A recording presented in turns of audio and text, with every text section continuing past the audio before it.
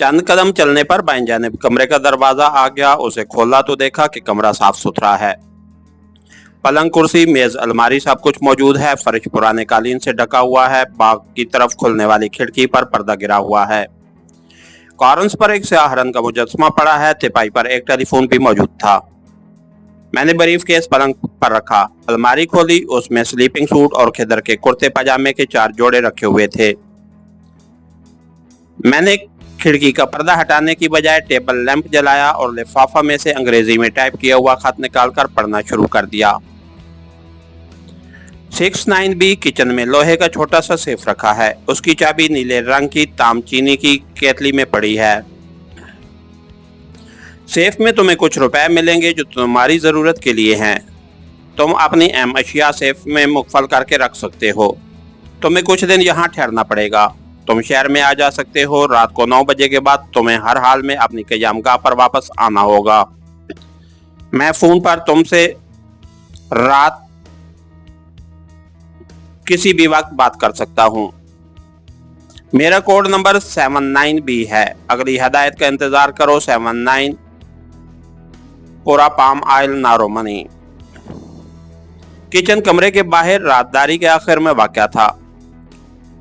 कोने में लोहे का छोटा साइज का सेफ था। केतली से चाबी निकालकर उसे खोला तो अंदर एक लिफाफे में 2000 रुपए के करेंसी नोट थे। मैंने V2 की गोलियों वाला पैकेट उसमें रखकर सेफ बंद कर दिया। जहरीला सुगार मैं अपने पास ही रखना चाहता था। मैंने किचन का जायजा लिया। खुर्द नोश का सामान मौजूद था। मैंने काफ़ी बनाई और कप लेकर कमरे में आ गया। टेबल लैंप बुझाकर खिड़की का पर्दा हटाया। खिड़की का एक बट खोलकर बाहर देखा। शाम की आमद थी। सर्दी बढ़ रही थी। अब मुझे ख्याल आया कि इन लोगों ने मेरे सर्दी के कपड़ों का कोई इंतजाम नहीं किया। मुझे फौरी तौर पर गर्म कोट पतलून की जरूरत थी। काफी पीने के बाद मैंने सेफ की चाबी जेब में डाली, कोठी को ताला लगाया और कुछ रुपए साथ रखकर लखनऊ रोड से होता हुआ अलीपुर रोड पर पहुंच गया। मैंने चांदनी चौक में आकर रेडीमेड गारमेंट्स की दुकान से एक गर्म कोट और पतलून खरीदी और रात का खाना खाकर वापस उसी वैरान कोठी में आ गया। कम वक्त ऐसा सीक्रेट मिशन था कि एक को दूसरे की खबर नहीं थी। देर बाद कहीं एक एजेंट मिलता जो कोई बात नहीं करता था। अशद जरूरत के वक्त एक आध जुमला बोलता और दूसरे के हवाले करके रुखसत हो जाता। इस रात मेरे नायब बॉस 79B का कोई फोन ना आया, लेकिन मैं पूरी तरह सो भी न सका। हर 10 मिनट बाद गैर शऊरी तौर पर आंख खुल जाती कि कहीं टेलीफोन की घंटी तो नहीं बज रही। उसका नतीजा ये निकला कि सुबह देर तक सोता रहा। 10 बजे आंख खुली, नहाया, शेव बनाई, नाश्ता किया, फिर कोठी के अकबी वैरान बाग में कुर्सी निकालकर सुनहरी धूप में बैठकर किताब पढ़ने लगा तो बैठे बैठे नींद आ गई। आंख खुली तो 11:15 बज रहे थे। कोठी को ताला लगाया और टैक्सी लेकर जामिया मस्जिद के मुस्लिम इलाके में आ गया। यहाँ खाना खाकर मैं फौरन ही वापस चल दिया। उसी रात 9 बजे के बाद मेरे दिल्ली के बॉस का फोन आ गया। उसने मुझे हदायत की कि मैं अपनी दाढ़ी मूंछ बढ़ानी शुरू कर दूं और उसका कट ऐसा बनवाऊं जैसे कि अब्दुल कलाम आजाद की दाढ़ी मूंछें थीं। ये बात मेरे हक में जाती थी क्योंकि मैं भारत के शुमाली इलाके में मुश्तबा आदमी था और पठानकोट में फौजी तनसीबात तबाह करके भागा हुआ था। मैंने शेव बनानी तर्क कर दी। हफ्ते के बाद मेरी छोटी छोटी खचखची सी दाढ़ी बढ़ आई। मैंने चौक फतेहपुरी के एक हजाम से अब्दुल कलाम आजाद कट बनवाया। मुझे दिल्ली की इस वैरान कोठी में रहते हुए 11 रोज हो गए तो एक बार फिर 79B ने मुझे फोन किया और कहा कि एक जीप मुझे लेने आ रही है, तैयार रहूं। ये भी हदायत की गई कि मैं V2 की गोलियां और जहरीला सुगार भी अपने साथ ले लूं। फोन बंद हो गया तो मैं सोचने लगा कि कहीं मुझसे मिशन का चार्ज वापस तो नहीं लिया जा रहा। दिल में तरह तरह के ख्याल आने लगे। 10 मिनट बाद बाहर से जीप रुकने की आवाज आई। मैं कोठी का दरवाजा मुकफल करके सर्द रात में बाहर निकल आया। एक बंद जीप गेट के पास खड़ी थी। उसका ड्राइवर फौजी वर्दी में था। उसने मुझे सलूट किया और एक बंद लिफाफा जेब से निकालकर थमा दिया। मैंने लिफाफा चाक किया तो अंदर एक छोटा सा कागज था जिस पर सिर्फ 79B लिखा हुआ था। ये मेरे दिल्ली के नए बॉस का शनाख्ती नंबर था। मैं जीप में सवार हो गया। जीप अलीपुर रोड से गुजरती हुई नई दिल्ली की तरफ चल पड़ी। काफी लंबा रास्ता था मगर बागों और पार्कों में से होकर गुजरता था। सड़क की दोनों जानिब की रोशनियां जगमगा रही थीं। जीप नई दिल्ली के रिहायशी इलाके की एक कोठी के पोर्च में पहुंचकर रुक गई। ब्रीफकेस मेरे पास था। मैंने हस्बे हदायत V2 की गोलियों का पैकेट और जहरीला सुगार साथ ले लिया था। कोठी के सिर्फ एक कमरे में रोशनी हो रही थी। ये कमरा कोठी के वस्त में था। मुझे एक फौजी उस कमरे में ले गया। मेरे पीछे दरवाजा बंद कर दिया गया तो पहली बार यहाँ मेरा दिल जोर से धड़का।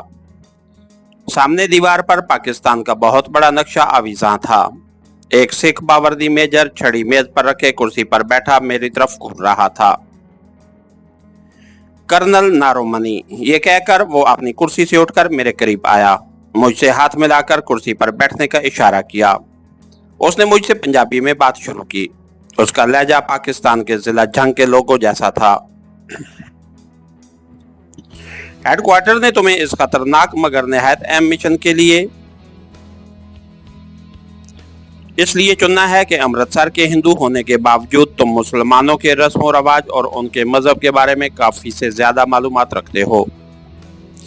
तुम बड़ी आसानी से मुसलमान बनकर पाकिस्तान में जासूसी कर सकते हो और हमारे अहम तरीन मिशन को कामयाब बना सकते हो। तुम 2 बार पाकिस्तान जा चुके हो, ये अच्छी बात है। वैसे पाकिस्तान में हमारे जासूस मौजूद हैं जो तुम्हारी मदद करेंगे। जाने से पहले तुम्हें एक एजेंट के बारे में तफसील फराम कर दी जाएगी। अब इस नक्शे को गौर से देखो। उसने छड़ी हाथ में पकड़ ली और दीवार के साथ लगे पाकिस्तान के बहुत बड़े नक्शे पर मुझे लाहौर, मुल्तान, सकर और क्वेटा शहरों के बारे में तफसीलात बताने लगा। पाकिस्तान के ये वो नाजुक पॉइंट थे जहां जाकर मुझे अपनी सरगर्मियों का आगाज करना था। उसके बाद सिख मेजर ने, जो इंडियन मिलिट्री इंटेलिजेंस का कोई बहुत बड़ा अफसर था, नक्शे पर सूबा सरहद में एक खास जगह छड़ी की नोक रखी और कहने लगा तुम्हें इस मकाम पर भी जाना होगा। ये पाकिस्तान का बड़ा हिसास इलाका है और आइंदा कुछ अरसे में यहाँ बेहद अहम वाक़यात ज़ाहिर होने वाले हैं। तुम्हें हमें यहाँ से सियासी और फौजी हालात के पूरी रिपोर्ट देनी होगी। सिख मेजर मुझे इलाके दिखा रहा था। वो मेरे अपने वतन अजीज के इलाके थे और मेरे देखे भाले फिर भी मैं इस तरह अदाकारी कर रहा था जैसे इन इलाकों के बारे में पहली बार मालूमात हासिल कर रहा हूँ। छड़ी मेज पर टिकाकर वो कुर्सी पर बैठ गया और मेरी खशखशी दाढ़ी की तरफ उंगली से इशारा करते हुए बोला, तुम्हारी दाढ़ी मुसलमानों की तरह बनती जा रही है। बहरहाल तुम्हें पाकिस्तान में स्मगल किया जाए तो तुम शक्ल सूरत से पूरे मुसलमान नजर आओ। तुम मुसलमानों का कुरान तो पढ़ लेते होगे, क्यों नहीं?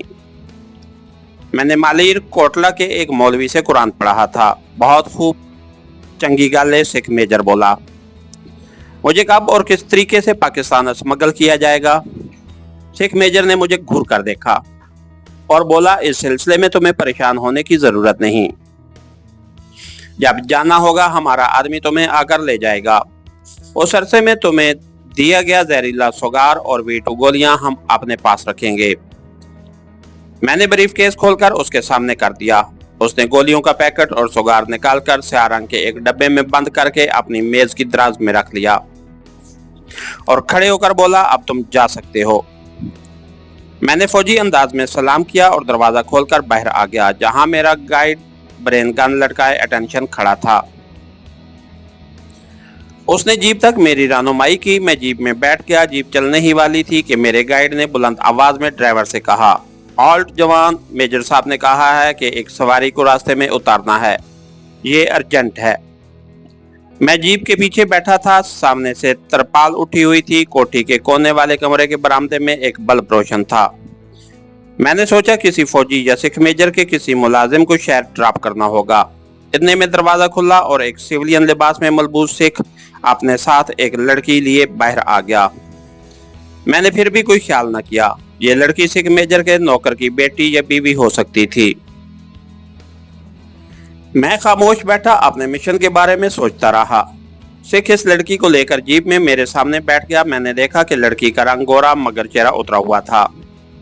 गेट की रोशनी उसके चेहरे पर पड़ रही थी। उसकी आंखों के नीचे हल्के पड़े हुए थे और उसने पंजाबी लिबास पहन रखा था। मैंने अब भी उस तरफ कोई ध्यान न दिया। हो सकता है ये लड़की इस सिविलियन सिख मुलाजिम की बीवी हो और बीमार हो, लेकिन लड़की के चेहरे पर मुझे एक अजीब सी परेशानी, वहशत और घबराहट नजर आ रही थी। वो सहमी हुई थी जैसे दुश्मनों के नरगे में हो। जीप चल पड़ी। लड़की ने सिख से कमजोर सी आवाज में पूछा, अब तुम मुझे कहाँ ले जा रहे हो? लड़की का लहजा पंजाबी था मगर वो उर्दू बोल रही थी। सिविलियन सिख ने एक नजर मुझ पर डाली और फिर लड़की की तरफ मुंह करके बोला, चुप करके बैठी रहो, तुम्हें तुम्हारे घर ले जा रहा हूँ। सिख के लहजे में सख्ती थी। लड़की किसी अच्छे घराने की लगती थी। उसका पंजाबी लहजा ना तो दो आबे का था और ना ही होशियारपुरी था और ना ही लुधियाने जालंधर का था। उसने पाकिस्तान के पंजाबी लहजे में बात की थी। मेरे कान खड़े हो गए। ढाका फाल के बाद मुक्ति बाहिनी वालों ने मशरकी पाकिस्तान से कई औरतों को अगवा करके कलकत्ते या दिल्ली लाकर फरोख्त कर दिया था। कहीं ये लड़की उन बदनसीब लड़कियों में से एक तो नहीं है? मैं लड़की से बराह रास्त कुछ बोलने की पोजीशन में नहीं था, लेकिन मेरा दिल ये मालूम करने के लिए बेताब था कि ये लड़की कौन है। लड़की सर झुकाए खामोश बैठी थी। लड़की की आंखों में आंसू आ गए। उसने दुपट्टे से आंसू पूंछे और हिचकियां लेती आवाज में जैसे उसके मुंह से खुद ब खुद ये दुआ निकल गई, मेरे अल्लाह मैनू अपने कोल बुला लै, या मेरे अल्लाह मैनू इन्हां कोलों बचा लै। सिख ने लड़की को गर्दन से दबोच कर नीचे कर दिया और बोला, हुण बोली ते गर्दन ला देवांगा। बात साफ हो गई। उस लड़की को मशरकी पाकिस्तान से अगवा किया गया था। मेरा खून खौल उठा लेकिन खुद पर जबर करके बैठा रहा। जीप मिठाई वाले पुल से चंद फरलांग पीछे दिल्ली के बाजार हुस्न वाले इलाके में दाखिल होकर एक बाजार के कोने पर रुक गई। सिख लड़की का हाथ पकड़कर उसे करख्त लहजे में कहा, चलो तुम्हारा घर आ गया है। लड़की जीप से नहीं उतर रही थी। सिख उसे घसीटकर जीप से नीचे ले गया और ड्राइवर की पीठ की तरफ मुंह करके बोला, ठीक है जाओ। मैंने बाजार के इस मकाम को गौर से देखा। यहाँ बिजली के दो खंभों पर मरकरी लाइट रोशन थी और खानदानी मंसूबाबंदी का एक हिंदी बोर्ड लगा था।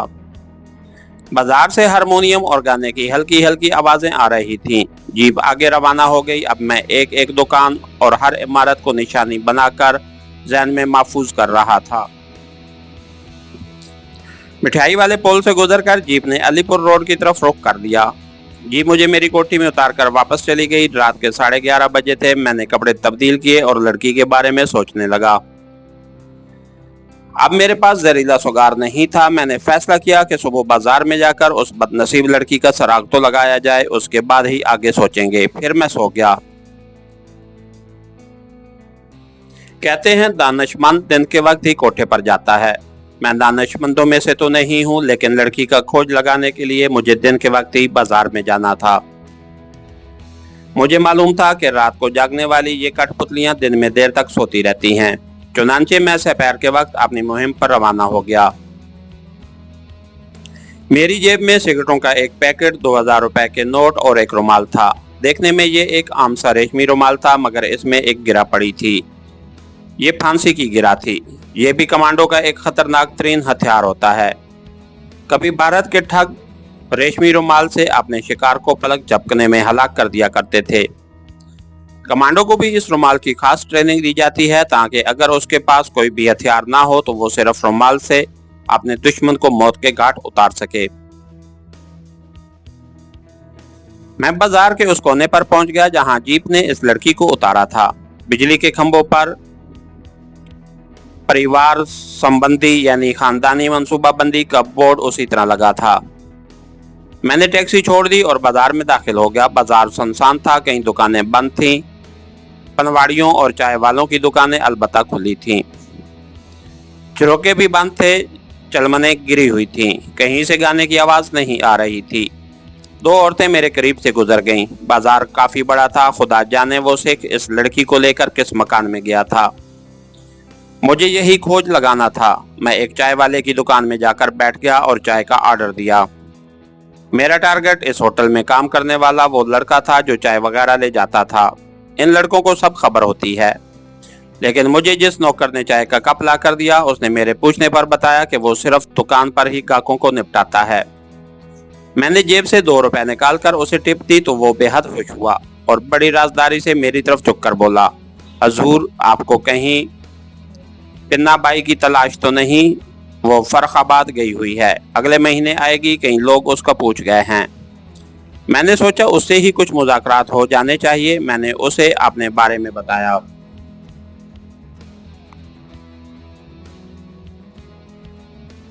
میں پنجاب سے آیا ہوں، آگے کلکتہ جا رہا ہوں، چندی گڑھ میں 3 کوٹھے چلاتا ہوں۔ کلکتہ میں مشرقی پاکستان سے اغوا کی ہوئی عورتیں لائی گئی ہیں، اس لیے وہاں جا رہا ہوں۔ لیکن بنک پڑی کہ جہاں بھی ایسی عورتیں موجود ہیں، لیکن میں کسی سے واقف نہیں ہوں۔ میں نے جیب سے 10 روپے کا ایک نوٹ نکال کر اس کی طرف بڑھایا۔ اس نے جلدی سے نوٹ لے کر صدری کی جیب میں رکھا اور جھک کر بولا، حضور یہاں صرف ایک لڑکی آئی ہے، بنگال سے، پنجاب من ہے، رکمنی بائی کے پاس ہے، آپ کہیں تو میں کسی سے بات کروں؟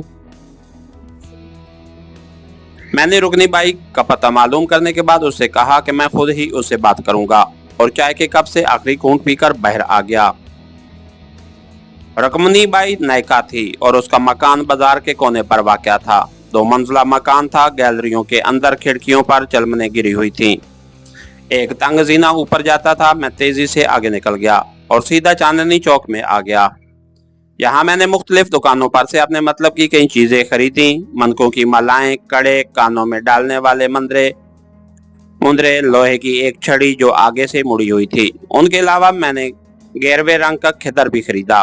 میں سادھو کے بیس میں رکمنی بائی کے ہاں جانا چاہتا تھا۔ کوٹھی میں آ کر میں نے یہ سارا سامان الماری میں رکھ دیا۔ سادھو سنتوں کے بارے میں میری معلومات کافی وسیع تھیں۔ میں ان کے ہر طبقے اور دھرم کے مختلف مکتبہ خیال سے واقف تھا۔ مجھے معلوم تھا کہ بھارت کے صوبہ اتر پردیش میں ویشنو اور شو مہاراج کی پوجا کرنے والوں کی تعداد بہت زیادہ ہے، جبکہ جنوبی ہند میں مہادیر کے پیروکاروں کی اکثریت ہے۔ مہاراشٹر میں امبا دیوی کی پوجا کرنے والے زیادہ ہیں اور شمالی اروناچل پردیش میں ماتا شیراں والی کی پوجا کی جاتی ہے۔ چنانچہ میں شوجی مہاراج کے چیلے کے روپ میں رکنی بائی کے ہاں جانا چاہتا تھا۔